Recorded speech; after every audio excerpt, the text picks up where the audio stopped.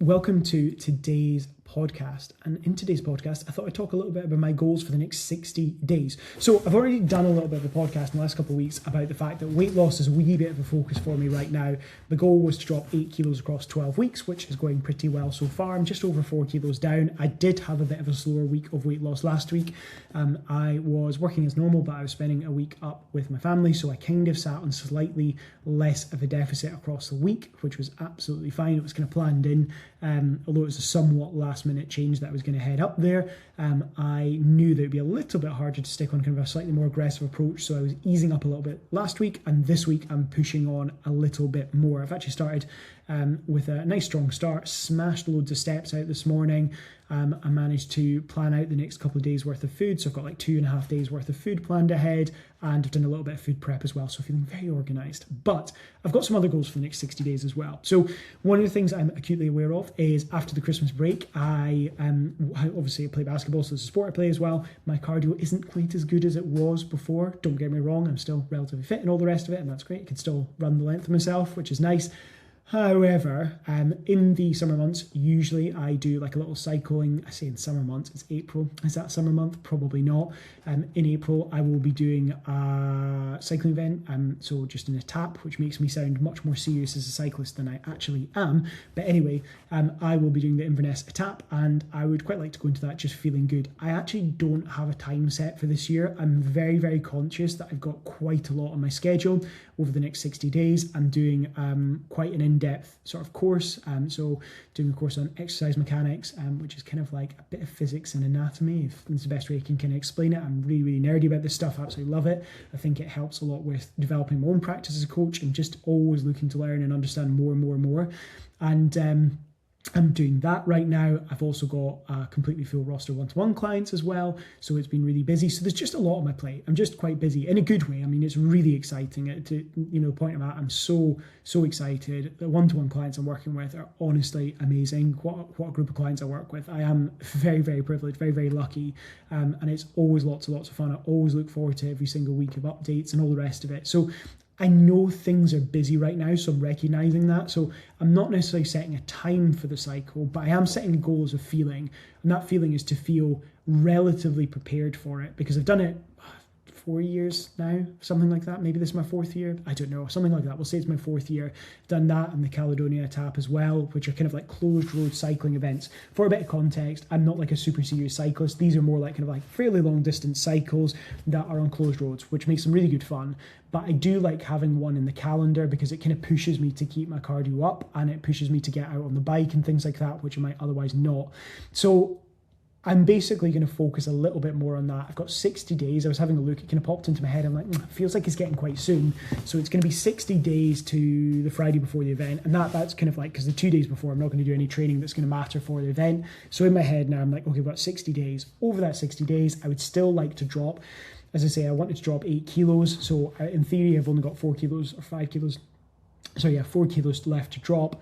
I think that's unambitious. I think I've got a little bit more in the tank, so I'm probably going to up that number in terms of my goal. I'd like to drop another 6 kilos in the 60 days, which is probably doable for me. I feel like that's fairly doable, and will leave me a little bit lighter for the hills, which is good because the Inverness Etap or Loch Ness Etap is very, very hilly. There is a very, very long hill stage as well, which is always lots and lots of fun. In quotation marks. I don't think fun's the right word. So that is one of my goals, is to get a bit more cardio fitness in there as well. Another little goal I have is around steps as well. I feel like my steps have been better because I've been more deliberate with getting them up. However, I have noticed that for me, probably the sweet spot in terms of energy is about 10 to 12,000 steps. More than that, I don't think benefits my energy levels broadly. I don't necessarily think I feel any better from 10,000 to 15,000 particularly, but I do find a difference of like 7,000-8,000 is okay, and that allows me to take over nicely weight loss wise, etc. That's fine. But I do find that that's maybe not as much walking as I feel best doing in a day. So I would quite like to nudge that up. So I'm kind of nudging towards that 10 to 12,000 mark. So that's also kind of a little bit of a priority as well. And then some other kind of other goals, that's not what I meant to say, but some other goals around that. Strength training wise, not too much is changing there. I'd still like to tick off 4 a week.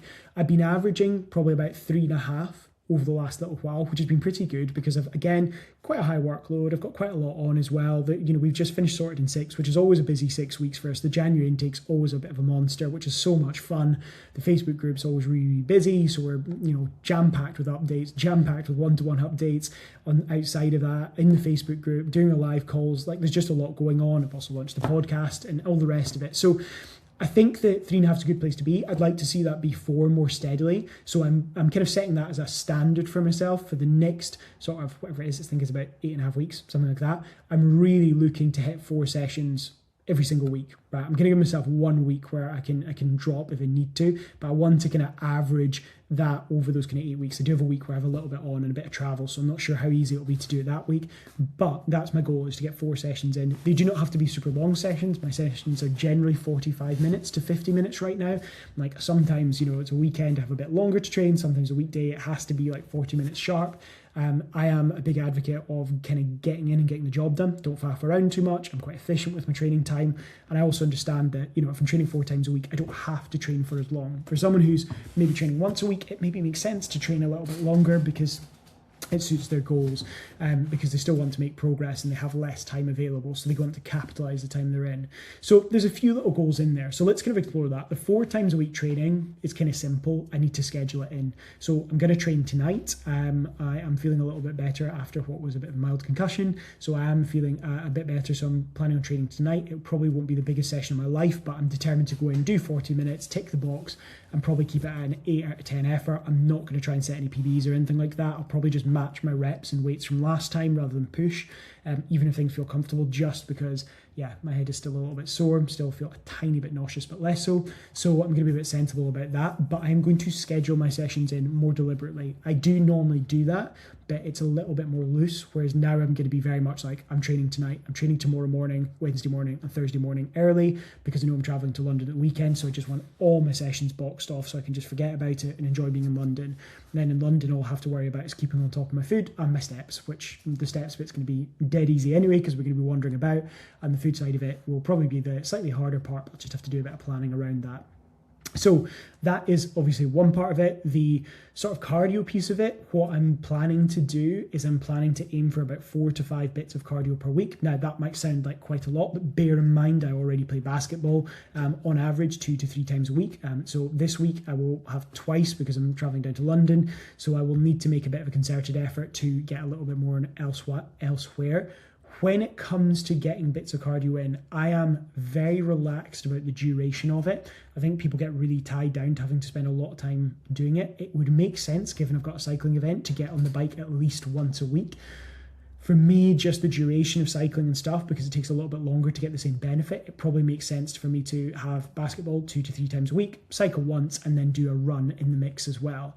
What I will likely do with the run is one of 2 things. If I am just on a kind of non-gym day, I'll probably just go and do a 20k nice easy run, enough to build a bit more fitness, to make me feel good, to help smash the step count, which is a big win, but nothing too onerous, like nothing too difficult. I'm not going to be trying to knock out a 15k run or anything crazy. It's just going to be really easy, even if it's 4k, 5k, something like that. Probably not 5k in 20 minutes to be fair, but 4k, something like that, that feels good, that gets me moving, that gets me a bit fresh air. Great, that'll do. And then I'll probably plug in a cycle for about an hour a week as well, which will start to fit into weekends where I can. And then the occasional evening, when the evenings start to stretch out. I'm not a big fan of cycling in the dark, don't mind running in it, but I just don't like cycling in the dark because you can't see anything on the path if there's glass and bits and bobs like that, which is often the case when you cycle a decent distance. So I'm going to be a bit pragmatic about that, but that is the rough game plan. That is a lot of exercise. That's going to be a bit of a push. So that also ties into a 4th and final goal, which I've set myself a bit of a challenge, and I don't know how I feel about it. I might not regret it. What would the word be? I might not necessarily think it's such a good idea, but I'm going to see, because maybe it'll take away from downtime and chill time. But I'm having a bit of an experiment. This isn't for 60 days, this is going to be for 30, where I'm going to try and go 30 days without watching any television. Now, I don't watch tons right now anyway. I'm not a massive, I just finished The Night Manager season 2, which I really enjoyed. I usually watch like a couple of series at a time, so maybe watching 2-3 hours of TV a week, maybe a little bit more the weekend as well. Like this weekend, I watched the GB Curling. Thanks, GB Curling men. Very sad, but silver medal still win, I guess. But almost so close. And then I also watched the rugby as well. So I have been watching a little bit there.